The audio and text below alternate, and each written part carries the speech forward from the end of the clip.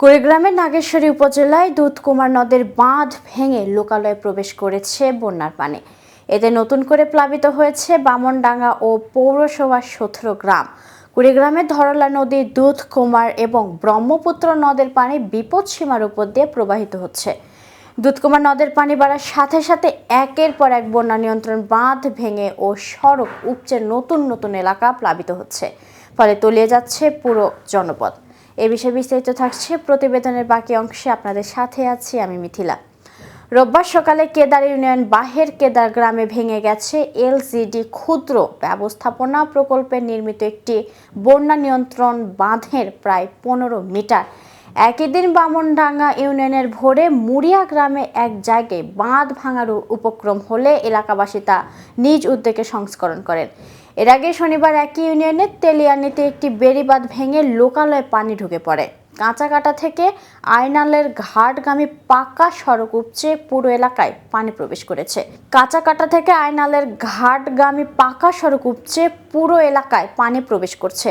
এই বিষয়ে স্থানীয় ইউপি সদস্য আবেদ আলী জানান, পানি যেভাবে প্রবেশ করছে তাতে বিকেলের মধ্যে তেলিয়ানির অধিকাংশ ঘরবাড়িতে পানি উঠে যেতে পারে। যেসব এলাকায় বাঁধ ভেঙেছে তার আশেপাশের গ্রামগুলোতে একই অবস্থা বলেও জানান তিনি।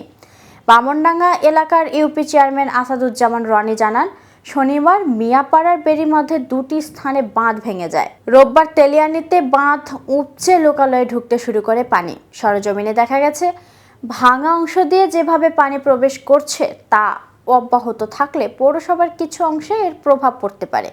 পানিতে ইতিমধ্যে প্লাবিত হয়েছে বামনডাঙ্গার মিয়াপাড়া, ওয়াবদা, বামনডাঙ্গা, ধনিটারি, বড়মানি, সেনপাড়া, পাটেশ্বরী, মোমিনগঞ্জ, বোয়ালের ডাড়া, অন্তাইপাড়, পৌরসভার হরিরপাট, ভুইশতুলি, সাঞ্জজোয়ারভিটা, ভুসিটারি ও ফকিরটারি গ্রাম। ফলে নতুন করে প্লাবিত হচ্ছে অনেক গ্রাম। ফলে ওই এলাকার বন্যা পরিস্থিতি মারাত্মক আকার ধারণ করেছে। নাগেশ্বরী উপজেলা প্রকৌশলী আসিফ ইকবাল রাজীব জানান, এখন পর্যন্ত এ বিষয়ে কেউ তাকে কিছু জানায়নি। খোঁজ খবর নিয়ে জানতে পারবো।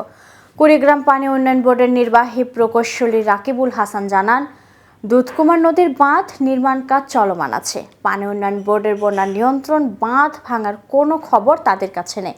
যেটি ভেঙেছে তা একটি পুরাতন সড়ক। সেটি রক্ষার্থে বালু ভর্তি জিও ব্যাগ ফেলা হচ্ছে বলেও জানান তিনি। জেলা প্রশাসক মোহাম্মদ সাইদুল আরিফ জানান, পরিস্থিতি মোকাবিলায় সব ধরনের প্রস্তুতি নেওয়া হয়েছে। কোথাও কোনো সমস্যা থাকলে তাৎক্ষণিক ব্যবস্থা নেওয়া হবে বলেও জানান তিনি। আজ এ পর্যন্তই। এতক্ষণ সাথে থাকার জন্য ধন্যবাদ। নিত্য নতুন সংবাদের আপডেট পেতে ডেইলি উষারবাণীর সাথেই থাকুন। ধন্যবাদ।